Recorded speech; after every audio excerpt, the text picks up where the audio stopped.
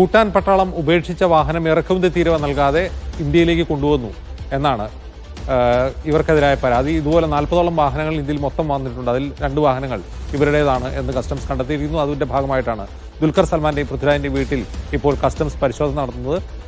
MK Shukkur കൂടി ചേരുന്നു. ഷുക്കൂർ, എന്തുതരം വാഹനമാണിത്?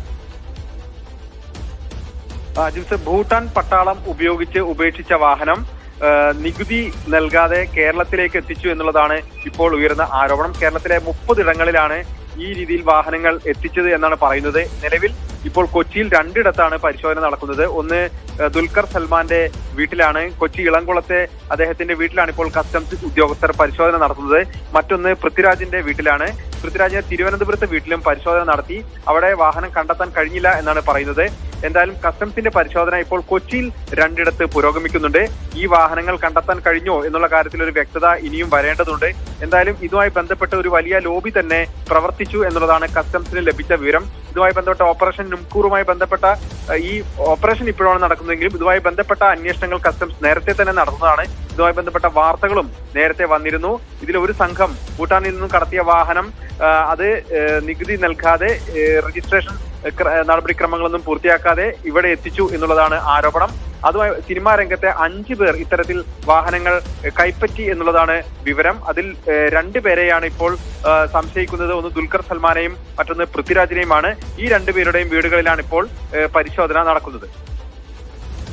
യെസ്, എന്തായാലും ഭൂട്ടാൻ പട്ടാളം ഉപേക്ഷിച്ച ഏതാണ്ട് 150ഓളം വാഹനങ്ങൾ നിയമവിരുദ്ധമായി ഇന്ത്യയിലേക്ക് കടത്തിയിട്ടുണ്ട് എന്ന് നേരത്തെ കേന്ദ്ര ഏജൻസിയിൽ കണ്ടെത്തിയിരുന്നു. ഹിമാചൽ പ്രദേശിൽ രജിസ്റ്റർ ചെയ്ത ശേഷം 4 ഇരട്ടി വിലയ്ക്ക് ഇവ മറിച്ച് വിൽക്കുകയായിരുന്നു.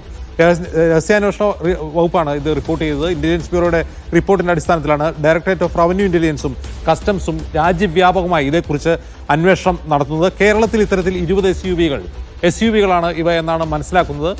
20 SUV-കൾ കേരളത്തിൽ മൊത്തത്തിൽ വിറ്റതായി അറിയുന്നുണ്ട്. ഇവയുടെ നമ്പർ, ഈ ഹിമാചൽ പ്രദേശ് നമ്പർ വീണ്ടും മാറ്റിയതാവാനും സാധ്യതയുണ്ട്. ഇതിൽപ്പെട്ട 2 വാഹനങ്ങളാണ് ദുൽഖർ സൽമാനും പൃഥ്വിരാജും വാങ്ങിയതെന്നാണ് കസ്റ്റംസ് സംശയിക്കുന്നത്. കേരളത്തിൽ 25 ലക്ഷം രൂപയ്ക്ക് വരെ കാർ വാങ്ങിയ ആളുകളുണ്ട്. അപ്പോൾ ഈ ഉപേക്ഷിച്ച വാഹനം റീ രജിസ്റ്റർ ചെയ്ത് 25 ലക്ഷം രൂപയ്ക്ക് വരെ വിറ്റിട്ടുണ്ട് എന്ന് വ്യക്തമാണ്. ഇത് സംബന്ധിച്ച് സംസ്ഥാന മോട്ടോർ വാഹന വകുപ്പും അന്വേഷണം നടത്തിയിരുന്നു. ഇത്തരം വാഹനങ്ങൾ കണ്ടെത്താൻ വേണ്ടി ഇറക്കുമതി തീരുവ അടയ്ക്കാതെ കടത്തിക്കൊണ്ടുവന്ന വാഹനങ്ങൾ ഭൂട്ടാൻ രജിസ്ട്രേഷൻ നമ്പർ ഇന്ത്യയിൽ സർവീസ് നടത്താൻ പാടില്ല എന്നിരിക്കെയാണ് ഹിമാചൽ പ്രദേശിൽ ഇത് രജിസ്റ്റർ ചെയ്ത് ഇന്ത്യയുടെ വിവിധ ഭാഗങ്ങളിലേക്ക് വിറ്റതായി കണ്ടെത്തിയിട്ടുള്ളത്. ഷുക്കൂർ വീണ്ടും തുടരുന്നു. ഷുക്കൂർ, ഇത് പഴയ വാഹനമായതുകൊണ്ട് ഉപേക്ഷിച്ചതാകാനാണോ വഴി? ഒരു പട്ടാളം വളരെ ഉയർന്ന നിലവാരത്തിൽ നല്ല പെർഫോമൻസിനുള്ള എഞ്ചിൻ മാത്രമേ സാധാരണ ഉപയോഗിക്കാറുള്ളൂ. അതൊരു ഘട്ടം കഴിഞ്ഞാൽ അത് സാധാരണ രീതിയിൽ ഉപയോഗിക്കാവുന്ന ഘട്ടത്തിൽ തന്നെ, പക്ഷെ പട്ടാളത്തിന്റെ സ്റ്റാൻഡേർഡിന് താഴെ വന്നാൽ അത് ഉപേക്ഷിക്കുക പതിവാണ്. ആ രീതിയിലാണ് ഇത് പുറത്തേക്ക് പോയത് എന്നാണ് മനസ്സിലാക്കുന്നത്. എന്തായാലും ഇതുമായി ബന്ധപ്പെട്ട ഒരു വലിയ ലോബി തന്നെ പ്രവർത്തിക്കുന്നുണ്ട്. പഴയ വാഹനങ്ങൾ ഡൽഹിയിൽ നിന്നും മറ്റും കേരളത്തിലെത്തിച്ച് വിൽപ്പന നടത്തുന്ന നിരവധി കച്ചവടക്കാരുണ്ട്. അവർ ഒരു വ്യാപാരം എന്ന രീതിയിൽ ഇതിനെ സമീപിച്ചവരാണ്. അതൊരു നികുതി വെട്ടിപ്പ് എന്ന രീതിയിലേക്ക് മാറുന്നത് മറ്റൊരു വിഷയമാണ്.